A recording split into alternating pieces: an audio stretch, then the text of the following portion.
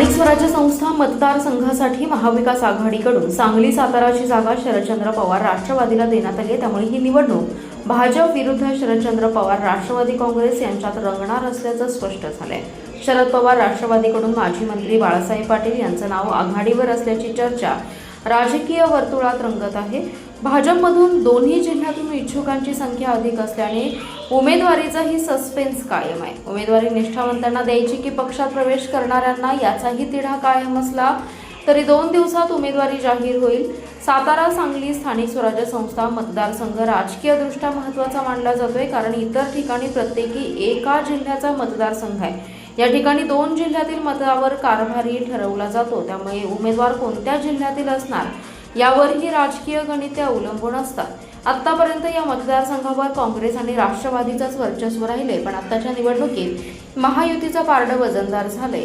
या निवडणुकीसाठी 25 मे पासून उमेदवारी अर्ज भरण्यास सुरुवात झाली असून 1 जून शेवटची मुदत आहे। महायुतीतून भाजपचाच उमेदवार राहणार असल्याचं स्पष्ट झालं। त्यातच सातारा जिल्ह्यातून माजी जिल्हाध्यक्ष धैर्यशील कदम, जिल्हा बँकेचे संचालक शेखर गोरे, तर सांगली जिल्ह्यातून जिल्हाध्यक्ष सम्राट महाडिक आणि माजी आमदार पृथ्वीराज देशमुख अशी 4 जणांची नावे केंद्रीय समितीकडे पाठवण्यात आली आहे। त्यामध्ये मुख्यमंत्री देवेंद्र फडणवीस यांचा निर्णय महत्त्वाचा राहणार आहे। साताऱ्यातून इच्छुकांची संख्या अधिक असल्याने स्थानिक स्वराज्याची उमेदवारी सांगली जिल्ह्याला मिळू शकते असा अंदाज व्यक्त केला जातोय। मेलोडी खाओ महंगाई भूल जाओ, मेलोडी खाओ सब कुछ भूल जाओ, या मोदी सरकारचं करायचं काय, खाली डोकं वर पाय अशा घोषणा देत इंधन दरवाढी विरोधात जत तालुका काँग्रेस राष्ट्रीय कमिटीच्या वतीने निषेध आंदोलन करण्यात आले। माजी आमदार विक्रम सावंत, सुजय शिंदे यांनी आंदोलनाचं नेतृत्व केलं। देशात अच्छे दिनच्या नावाखाली केंद्रातील मोदी सरकारने अक्षरशः महागाईने देशवासियांना हैराण करून सोडले। रोज महागाई वाढतीये, शेतकरी देशोधडीला लागतोय, बेरोजगारांची संख्या वाढतीये, तरीही या सरकारला जाग येत नाही। गेल्या 8 दिवसात तर पेट्रोल, डिझेल आणि गॅसच्या दरवाढीचा भडकाच उडालाय। तसेच युद्धाच्या नावाखाली आता पेट्रोल, डिझेल आणि गॅसचा मोठ्या प्रमाणात तुटवडा जाणतोय। या मोठा परिणाम जनसामान्य वस्तीवर झालेला असून सामान्य जनता अक्षरशः भरडून निघाली आहे। विक्रम सावंत म्हणाले, एकीकडे अशी गंभीर अवस्था असताना केंद्र आणि राज्यातले सरकार सुस्त झोपी गेलेत। या सरकारला केवळ सत्तेच्या गणिताशिवाय दुसरं काही दिसत नाही। त्यामुळे या महागाई विरोधात आम्ही आंदोलनाची दिशा आणखीन तीव्र करणार आहोत। काँग्रेस कार्यकर्त्यांनी गावागावात जाऊन जनतेत महागाई, इंधन दरवाढ विरोधात जनजागृती करावी। या सरकारला आता घरी बसवल्याशिवाय शांत बसून चालणार नाही असंही सावंत म्हणाले। यावेळी बाजार समितीचे माजी सभापती सुजय नाना शिंदे, रमेश पाटील, अप्पाराया बिरादार, महादेव पाटील, बाबासाहेब कोडक, प्रमोद सावंत, रवींद्र सावंत, गणी मुल्ला, नगरसेवक भूपेंद्र कांबळे, विकास माने, भैया कुलकर्णी, महादेव कोळी, मुन्ना पखाले, प्रकाश माने, राहुल कांबळे, राहुल काळे, प्रदीप नागणे आदी जण उपस्थित होते। काँग्रेस पदाधिकाऱ्यांनी शुक्रवारी सकाळी बसवेश्वरांच्या पुतळ्यास पुष्पहार अर्पण करून महागाई विरोधात आंदोलनाच्या घोषणा दिल्या। त्यानंतर शिंदो पेट्रोल पंप आणि बिज्जरंगी पेट्रोल पंप येथे मेलोडी चॉकलेट वाटून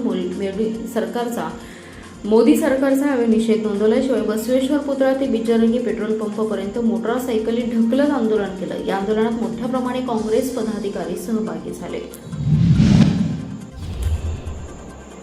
शेतीपंपासाठी पूर्वीप्रमाणे सलग 8 तास वीज पुरवठा सुरू करा, स्मार्ट मीटर बसवण्याची सक्ती तात्काळ थांबवावी या मागण्यांसाठी स्वाभिमानी शेतकरी संघटनेने महावितरण कार्यालयावर मोर्चा काढत आक्रमक आंदोलन केलं। महावितरणाच्या प्रवेशद्वारात 2 तास शेतकऱ्यांनी ठिय्या मारला होता। शेतकऱ्यांनी प्रवेशद्वारातून महावितरण कार्यालयात घुसण्याचा प्रयत्न केला, पण त्यांना पोलिसांनी रोखून धरलं।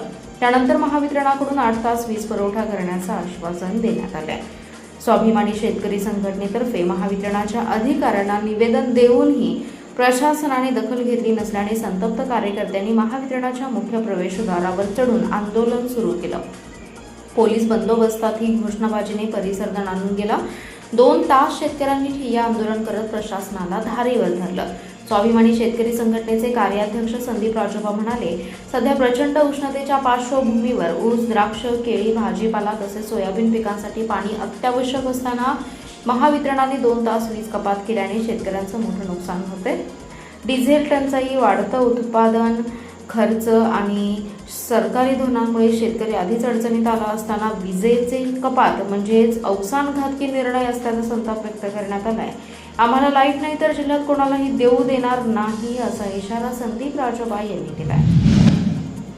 जत तालुक्यातील लकडेवाडी येथे मुलानेच जन्मदात्या वडिलांचा खून केल्याची धक्कादायक घटना गुरुवारी सायंकाळी घडली. लग्न लावून देत नसल्याच्या कारणावरून दारू पिऊन आलेल्या मुलाने दगडाने ठेचून आपल्या जन्मदात्या बापाचा खून केलाय.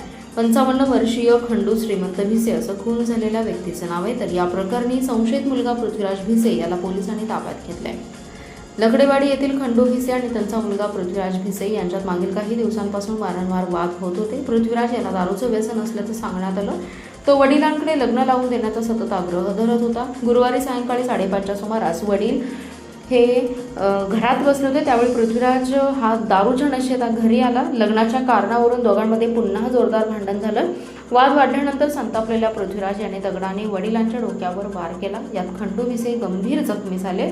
त्यांना उपचारासाठी हलवण्यापूर्वी त्यांचा मृत्यू झाला. घटनेची माहिती मिळताच जतचे उपविभागीय पोलीस अधिकारी सचिन थोरबोले तसेच उमदी पोलीस ठाण्याचे सहाय्यक पोलीस निरीक्षक संदीप कांबळे यांनी घटनास्थळी धाव घेतली. पोलिसांनी आरोपी पृथ्वीराज भिसे याला ताब्यात घेतलं असून रात्री उशिरापर्यंत पंचनामा आणि पुढील तपास सुरू होता. मिरजत महानगरपालिकेच्या प्रसूतिगृहाच्या शौचालयामध्ये पुरुष जातीचं मृत अर्भक सापडलं होतं. या घटनेनंतर एकच खळबळ उडाली होती. महापालिकेच्या अधिकाऱ्यांनी घटनास्थळी धाव घेऊन शोध मोहीम राबवली असता ती नवजात पुरुष जातीचं अर्भक टाकणारी महिलेचा शोध घेऊन त्या महिलेस पोलिसांच्या ताब्यात दिले. मिरजातील मार्केट परिसरात असलेल्या महानगरपालिकेच्या प्रसूतिगृहाचं शौचालय मागील 3 ते 4 दिवसांपासून तुंबलं होतं. येथे सांडपाणी साचून राहिलं होतं. त्यामुळे प्रसूतिगृहातील कर्मचारी आणि अधिकाऱ्यांनी ड्रेनेज विभागातील कर्मचाऱ्यांना स्वच्छतेसाठी पाचारण केलं होतं. स्वच्छता कर्मचारी स्वच्छता करण्यासाठी आले होते. त्यांनी शौचालयाची स्वच्छता केल्यानंतर त्या ठिकाणी त्यांना मृत अर्भक आढळून आलं. त्यांनी तातडीने महापालिकेच्या अधिकाऱ्यांना याबाबत माहिती दिली. महापालिका प्रशासनाने याची माहिती पोलिसांना दिली. हे मृत पुरुष जातीचं अर्भक कोणी टाकलं याबाबत डॉक्टर, नर्स तसेच कर्मचाऱ्यांनी शोध मोहीम राबवली. त्यावेळी त्यांना 2 दिवसांपूर्वी एक महिला पोटात दुखत असल्यामुळे रुग्णालयात दाखवण्यासाठी आली होती. काही वेळ ती शौचालयात गेली. तेथून ती डॉक्टरांकडे आली. त्यानंतर ब्लडिंग होत असल्याचं सांगितलं. तेथील डॉक्टरांनी सोनोग्राफी करण्यासाठी सिव्हिल हॉस्पिटलची चिठ्ठी दिली. त्यातून ती महिला गेली. त्यानंतर दुसऱ्या दिवशी कर्मचारी शौचालयाची स्वच्छता करण्यासाठी गेले असता त्यांना पुरुष जातीचं मृत अर्भक आढळून आलं. महापालिका रुग्णालयातील डॉक्टरांनी ओपीडीमध्ये नोंदी तपासल्या असता त्यामध्ये ती महिला पोटात दुखत असल्याचं दाखवण्यात आल्याची नोंद होती.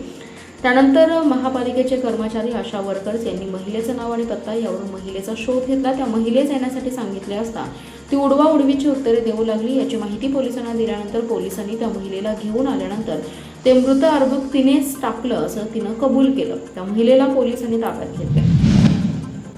महाराष्ट्र राज्यातील गेल्या 2000 वर्षांपासूनच्या शिलाहार, चालुक्य, राष्ट्रकूट, कलसुरी, यादव, विजयनगर साम्राज्य, आदिलशाही, मराठी, इंग्रज राजवट आणि स्वातंत्र्य मिळाल्यानंतरच्या 75 वर्षात कोणत्याही सरकारने देवस्थान इनाम जमिनी खालसा केलेला नाही. परंतु हिंदू देवस्थाने अस्तित्वात असताना महाराष्ट्र शासनाने महाराष्ट्र देवस्थान इनाम निर्मूलन अधिनियम 2026 आणण्याचा घाट घातलाय. हा कायदा पारित झाल्यास हिंदूंच्या राज्यात हिंदू देवस्थाने भूमिहीन आणि निराधार होणार आहेत. याबाबत आम्ही विभागीय आयुक्त पुणे, तहसीलदार विटा यांना निवेदन देऊन कायदा रद्द करण्याची मागणी केली असल्याची माहिती राष्ट्रवादीचे जिल्हा कार्याध्यक्ष ॲडव्होकेट बाबासाहेब मुळीक यांनी पत्रकार परिषदेत दिली आहे. गेल्या 2000 वर्षातील कोणत्याही राजवटीने देवस्थान इनाम खालसा केलेली नव्हती.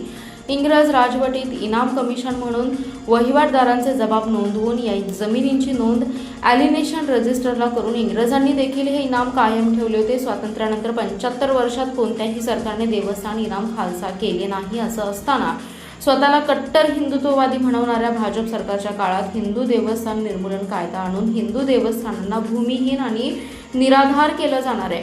भाजप सरकारचं पाऊल त्यांच्याच हिंदुत्वाला काळीमा फासणार आहे. त्यामुळे आता आम्ही महाराष्ट्र शासनाला हिंदू देवस्थानांना भूमिहीन आणि निराधार करणारा हा कायदा रद्द करण्यात यावा अशी मागणी ॲडव्होकेट बाबासाहेब मुळीक यांनी दिली आहे.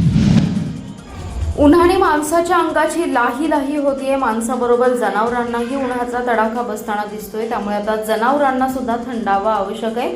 हीच बाब ओळखून सांगलीतील एका घोडा प्रेमीने आपल्या घोड्याला कृष्णा नदीत पोहायला नेत आनंद व्यक्त केला.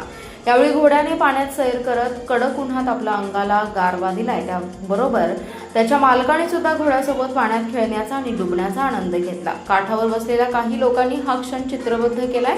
यावरून माणसांबरोबर जनावरांना सुद्धा उन्हाच्या झळा असह्य होत आहेत हे दिसून येत आहे.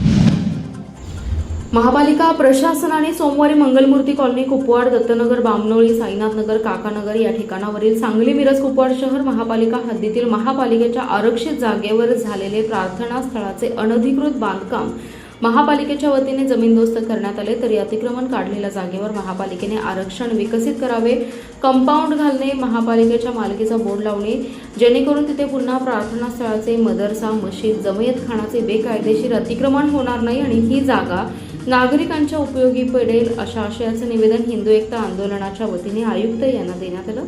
याबाबत नितीन शिंदे म्हणाले, यापूर्वी आम्ही या अतिक्रमण काढण्याबाबत हिंदू एकता आंदोलन, राष्ट्रीय स्वयंसेवक संघ, शिवप्रतिष्ठान हिंदुस्थान यांच्या कार्यकर्त्यांनी वेळोवेळी आंदोलन करून तसेच माहितीच्या अधिकाराखाली माहिती गोळा करून महापालिकेच्या निदर्शनास सदरची झालेली अतिक्रमणे, परवानगी न घेता केलेली बांधकामे, पूरपट्ट्यात केलेली बांधकामे निदर्शनास आणून दिली. तरी कुपवाड, बामनोळी, काकानगर या ठिकाणावरील बेकायदेशीर प्रार्थना स्थळाचं अतिक्रमण बुलडोझर लावून काढण्याचा धाडसी निर्णय घेतल्याबद्दल हिंदू एकता आंदोलनाच्या वतीने आयुक्तांचे, उपायुक्तांचे आणि अतिक्रमण पथकाचे अभिनंदन करण्यात आले. ते पुढे म्हणाले की आणखी काही सांगली मिरज कुपवाड शहर महापालिकेच्या हद्दींमधील भूखंडावर बेकायदेशीर मशिदीचे, दर्ग्याचे आणि मदरशांचे बेकायदेशीर बांधकामे करण्यात आली आहेत. तीही असे धाडसी निर्णय घेऊन जमीनदोस्त करावी, यासाठी आमचा पूर्ण पाठिंबा तुम्हाला राहील. यावेळी शहराध्यक्ष अनिरुद्ध कुंभार, जिल्हा उपाध्यक्ष राजू जाधव, पैलवान प्रदीप निकम, मनोज साळुंखे, प्रसाद विसवडे, गजानन माने, श्रीपाद होमकर, दिग्विजय शिंदे, अनिकेत अंबरुळे, सुजित पाटील, राम काळ, रामचंद्र कोष्टी, लता पाटील, दीप पाटील, शुभम कोळी, अनुज निकम आदी जण उपस्थित होते. सांगलीतील श्री साई बहुउद्देशीय सेवाभावी संस्थेकडून पुण्यश्लोक अहिल्यादेवी होळकर यांच्या त्रिशताब्दी जयंतीनिमित्त 365 दिवस अभिवादन कार्यक्रम सुरू आहे. या अभिवादन संकल्पाची पूर्ती 31 मे रोजी पूर्ण होते. आज 363व्या दिवशी सुद्धा सचिन खांडेकर यांनी सुरू केलेल्या अभिवादन संकल्पनेला अहिल्याप्रेमींचा मोठा पाठिंबा मिळतोय. पुण्यश्लोक अहिल्यादेवी होळकर यांचे आचार आणि विचार हे समाजापर्यंत पोहोचले पाहिजेत, ही भावना समोर ठेवून श्री साई सेवाभावी बहुउद्देशीय संस्थेकडून 31 मे 2025 रोजी पुण्यश्लोक अहिल्यादेवी होळकर यांना 365 दिवस अभिवादन हा संकल्प करण्यात आला होता. त्यामध्ये दररोज सकाळी अहिल्याप्रेमी तसेच काही मान्यवर यांना अभिवादनासाठी बोलावलं जातं. आता 31 मे रोजी या अभिवादन संकल्पना 365 दिवस पूर्ण होत आहे. त्यामुळे अहिल्याप्रेमींमध्ये आनंदाचं वातावरण आहे. आजही 363व्या दिवशी सचिन खांडेकर यांनी सुरू केलेला अभिवादन संकल्प सुरू असून 31 मे रोजी याला 365 दिवस म्हणजे 1 वर्ष पूर्ण होते. महापालिकेच्या नालेसफाईच्या निविदेला अंतिम मान्यता व ठेकेदाराला वर्क ऑर्डर देण्यासाठी परवानगी मिळावी म्हणून महापालिका प्रशासनाने राज्य निवडणूक आयोगाकडे प्रस्ताव पाठवलाय. यावर निवडणूक आयोग काय निर्णय घेणार यावर नालेसफाईचं भवितव्य आहे. महापालिका प्रशासनाने वाहन पुरवठ्याच्या वार्षिक एजन्सीकडून नालेसफाईचं काम सुरू केलं होतं. मात्र भाड्याने वाहन पुरवठ्याच्या ठेक्यावर स्थायी समिती सभेत गंभीर आक्षेप ठेवण्यात आले. नालेसफाई वार्षिक एजन्सीऐवजी निविदा काढून करावी असा ठराव करण्यात आला. त्यामुळे प्रशासनाने निविदा काढल्या. पहिल्या 7 दिवसात ठेकेदारांचा प्रतिसाद मिळाला नाही. त्यानंतर काही अटी शिथिल करून मुदतवाढ देण्यात आली. या मुदतीत 6 निविदा झाल्या. 6 निविदांपैकी 4 अपात्र तर 2 पात्र ठरल्या. 2 पैकी एका निविदेतील दर हे RTO यांनी निश्चित केलेल्या वाहन भाडे दरापेक्षा खूपच जास्त होते, तर दुसरी निविदा सुमारे 30% कमी भाडे रकमेची होती. भाडेदरात आणखी कपात करण्यासाठी या कमी दराच्या निविदा धारकाला आयुक्त संचिता महापात्र यांनी वाटाघाटीला बोलावलं होतं. कमी दरात पुन्हा 5% कपात करण्यास निविदाधारक राजी झाला. मात्र सांगली सातारा स्थानिक स्वराज्य संस्थेच्या विधान परिषदेची आचारसंहिता लागू झाली आहे. त्यामुळे राज्य निवडणूक आयोगाकडे मान्यतेसाठी प्रशासनाने प्रस्ताव सादर केला.